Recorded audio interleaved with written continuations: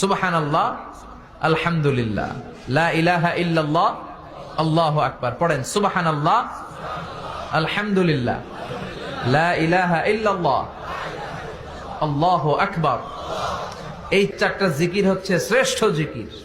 শ্রেষ্ঠ তো শ্রেষ্ঠই তো পাইছেন, আর এদিক ওদিক তাকান কেন? পড়েন ইচ্ছা মতো। এই চারটা জিকির একসাথে মিলিয়েও পড়া যায়, আলাদা করেও পড়া যায়। আবার বিষ্ণু বললেন, মিজানের পাল্লা ভারী করতে চাও, ফাআম্মা মান সাকুলাত মাওয়াজিনুহু ফাহুয়া ফি আইশাতির রাদিয়া।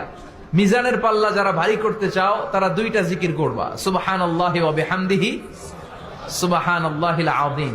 এই দুইটা শব্দ কালিমাতান হাবিবাতান ইলার রহমান, আল্লাহর কাছে খুব প্রিয়। সাকিলাতানি ফিল লিসান, এই জিহ্বার মধ্যে এই শব্দ দুইটা উচ্চারণে খুব সহজ, খুব পাতলা। সাকিলাতানি ফিল মিজান, কিন্তু এই শব্দ দুইটা মিজানের পাল্লায় রেখে দিলে অনেক ওজন হয়ে যাবে। সুবহানাল্লাহি বিহামদিহি, সুবহানাল্লাহিল আযীম। পড়তে রাজি আছেন তো?